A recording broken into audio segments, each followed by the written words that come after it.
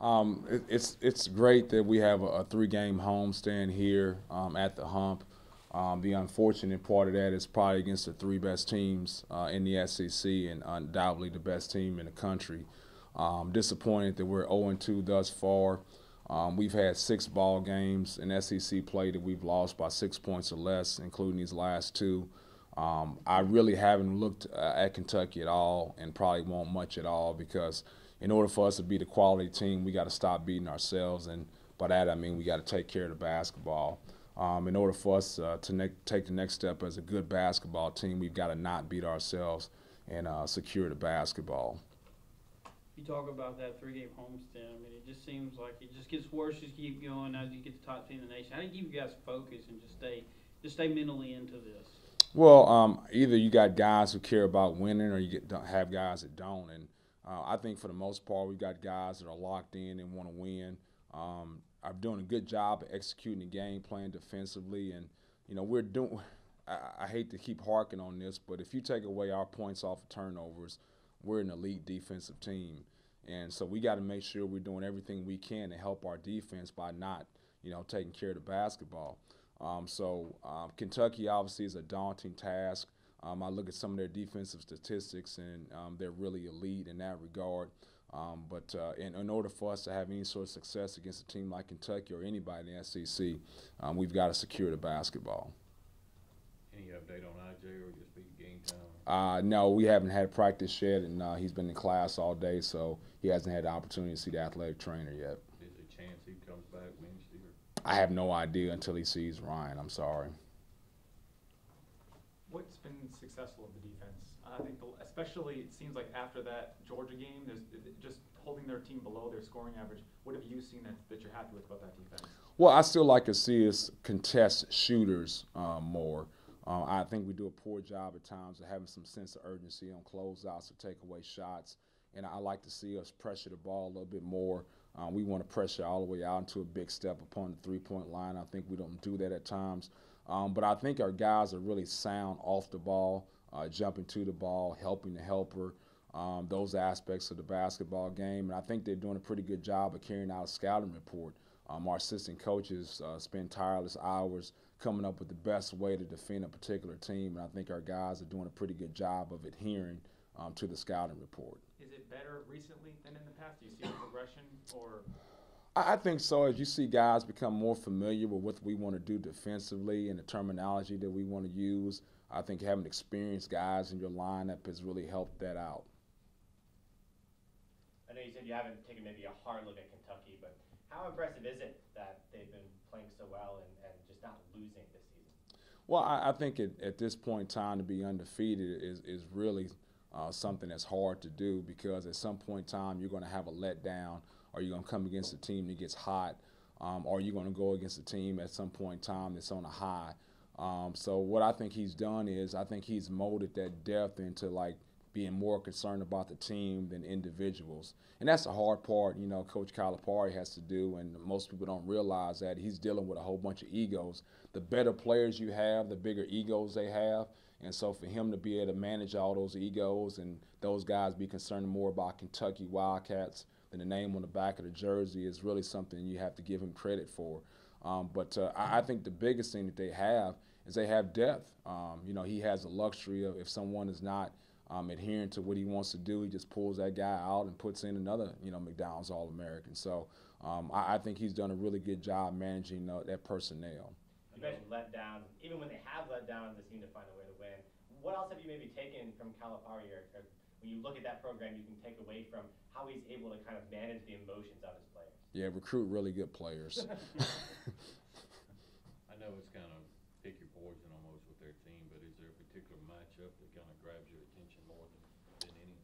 Well, I think inside, once again, I haven't looked at things, but, we got to make sure that we're not putting our guys in harm's way on the inside, but leaving our guys one-on-one in the post all the time. So in some way, shape, or form, we're going to have to help in the post.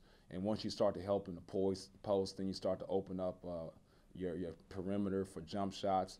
And so we got to find a way, the best way to help in the post is going to be coming from our perimeter. It's going to be coming from the other big. It's going to be playing more zone. But at some point in time, we got to make sure that we're not leaving our guys isolated in the post one-on-one because of all the depth and talent they have on the front line. Saturday we talked about having the freshmen on the front line. How important is it for Gavin and Rockwest to stay out of foul trouble so that at least one of them's on the court? Yeah, I think it's real important, and that goes back to what we're talking about is making sure we're not putting those guys on the island in the post, playing post defense against really good, interior talent. So those guys got to stay out of foul trouble, but they can't stay out of foul trouble by not playing hard on the defensive end. I know it was a long time ago and two different teams now, but what were you able to do in that first half against Kentucky last year that had so much success? Well, I think what we were able to do is we were able to get defensive rebounds and get out and run. And I haven't watched that game film yet. I obviously will before we play them. But as I recall, we were able to secure some defensive stops and get that defensive rebound and really push the tempo. And I think the other thing that helped was I think Colin Borkert at that point in time was able to stretch the defense and hit some perimeter threes at the 4 spot.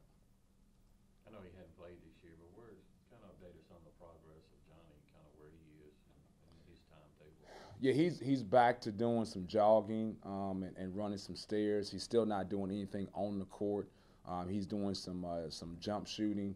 He's not able to do anything as far as like lateral planning and moving. So he's still got a ways to go for that. But as far right now, he's approved for straight ahead running, straight ahead jogging, being able to shoot jump shots. But there's nothing where he can actually plant and cut and move at this point in time. Do you apply for an extra year with him, or is it almost a situation where it's kind of, with all the transfers he had, kind of?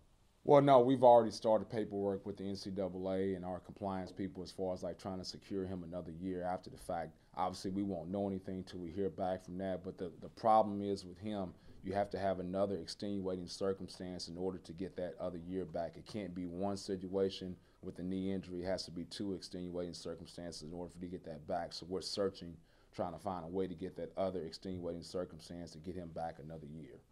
How much has Falou progressed in the year and a half, 2 years that he's been here since the first time he stepped on campus? Yeah, he's made a lot of progression. I know you don't see that at times because you look at his statistics and what he's doing here. But he's really done a good job of working on his own individual game and trying to do some of the things that we want him to do. He's a really, really good defender. I think a lot of people don't understand what athleticism is. I think everybody thinks athleticism is just how high you jump. But for him, Oliver Black, Rockwest Johnson, we're able to switch a lot of ball screens, and they show their athleticism by their ability to move their feet with their lateral quickness. We can switch a point guard with Oliver Black, Falou, and Rockwest and feel really comfortable about that matchup. So I think those guys' athleticism expressed with their ability to move their feet. Did you see that in his recruitment? I mean, obviously he's got the size and that you like, but what was it about him specifically that you liked during that recruiting process? Yeah, I think the first thing is that he played extremely hard. I think for a big man, especially if you're not going to get a 5-star guy that's ready-made to come in and score for you right away, which not very many guys are with their back to the basket, you better have somebody who has a willingness to work on their game. And so in order for them to get better, they have to have a work ethic, and that's the first thing you saw with Falou. When you look at the turnovers, what's causing the turnovers? Is it mental, or is it the other team forcing them? What do you see? Well, that's the thing about it, Michael, that's so disappointing is I don't think it's, forced turnovers. Because if you look the way Arkansas plays, if you're going to have forced turnovers, it's going to be mostly in the backcourt due to that pressure. And that's the frustrating part of it. Most of our turnovers, if you look at the past 2 games, have come in the front court when we've already broken the press. And so I would like to say it's more unforced turnovers, and I think it's more ourselves than it is the opposing team. How do you go about improving that area when it's kind of out of your hands as a coach? It's just mental errors. Well, I think it's, continue to put those guys in those situations where they're doing ball handling drills and they're doing passing drills and just the fundamentals of basketball, because like I said, I don't think there's anything that's forced. It's being able to pass the ball with your left hand. It's being able to pass the ball from outside hand to outside hand. It's being able to go meet your passes. All of those simple things that you talk about. So we just got to continue to incorporate those type of drills in our practice to try to help our guys out. Over the weekend, one of your signees, Tukey, reached a pretty impressive goal in high school, going over 3,000 points for his career. You been able to see him any this year, or kind of compare him to where IJ or other guys were coming in at that position? Yeah, I think Tukey is a guy that has the ability to score from that point guard position. more than the point guards we have in our program at this point in time. Now, will that translate over into college basketball where you're dealing with more height and strength? That remains to be seen, but he's a little different than our point guards we have on the team right now, where he's a thick, strong, stocky kid, and maybe to be able to absorb some of the contact and still finish and still get off his shot. Obviously, there's going to be a transition to college basketball. He's going to have to be able to pass versus height. I think what happens a lot of times is point guards get in the high school game and they get into trouble, and they're able to pass out of that trouble. But now when you get yourself in trouble in college, you're going against somebody 6'10" and 6'8" trying to pass it out of that trouble. So he'll have to work on his passing, but I do think he's got a mentality where he can have a chance to come in and score for us, be able to make shots. But once again, the most important aspect when it's all said and done that I like about Tookie is the fact that he's a winner. Anytime you take your team to a state championship, especially at the level that he was at, I think that speaks a lot about himself. When you're playing a team like Kentucky that shifts in so many players, how do you prepare for a scout team? Are there 2 scout teams? I mean, how do you go about doing that? Well, we don't have the personnel as far as depth in order to do that, so we'll have a regular scout team. We'll try to put like somebody like a Falou or an Oliver there to try to simulate what they do with their size inside. But beyond that, we just got to talk about, to me, when you're playing a team like Kentucky, you're playing a team like a Florida State that has all that size. It's all about multiple paint touches. You're not going to get anything on that first paint touch because they got too much size. You're going to have the understand that, hey, I'm going to come in here, I'm going to jump stop, and I'm going to pass the ball out. And then on that second paint touch, that third paint touch is when we'll have an opportunity to score at the rim or get a wide open shot. But if you're going in, against a team like Kentucky or Florida State on the first paint touch and expect to have some success at the rim, you're just sorely mistaken. Will you watch a lot of game tape from that Florida State where you had some success? We'll show our guys some of the things we talked about as far as like getting those multiple paint touches and get back to that philosophy. But more so than anything, it's just like putting our guys in situation and drills where you're making them get multiple paint touches.